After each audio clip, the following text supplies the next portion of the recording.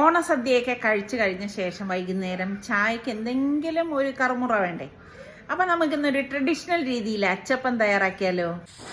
3 cup തേങ്ങാപ്പാൽ ഞാൻ ഇവിടെ എടുത്തിട്ടുണ്ട്. 2 മുട്ടയിലേക്ക് 1/4 കപ്പ് പഞ്ചസാരയും 1 നുള്ളി ഉപ്പും ചേർത്തൊന്ന് അടിച്ച് പതപ്പിച്ച് ഒന്ന് മാറ്റി വെക്കണം.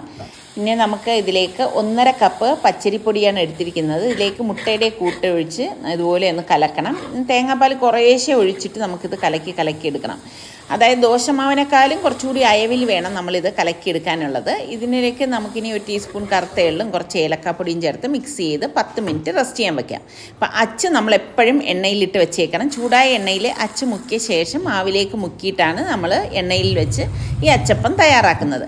അപ്പം ചൂട് മീഡിയമിൽ വെച്ചിട്ട് വേണം നമ്മൾ തിരിച്ചും മറിച്ചു വിട്ട് എടുക്കാനുള്ളത്. ഇതിപ്പോൾ മാന്നാർ ക്രാഫ്റ്റിൽ നിന്ന് ഞാൻ വാങ്ങിയ അച്ചാണ് കേട്ടോ. അപ്പോൾ നിങ്ങൾക്ക് ലിങ്ക് വേണ്ടവർ ലിങ്ക് ഒന്ന് കമൻറ്റ് ചെയ്താൽ മതി. അടിപൊളി അച്ചപ്പം ഇവിടെ റെഡി ആയിട്ടുണ്ട്. ഇഷ്ടപ്പെട്ട ഒന്ന് ലൈക്ക് ചെയ്യണേ.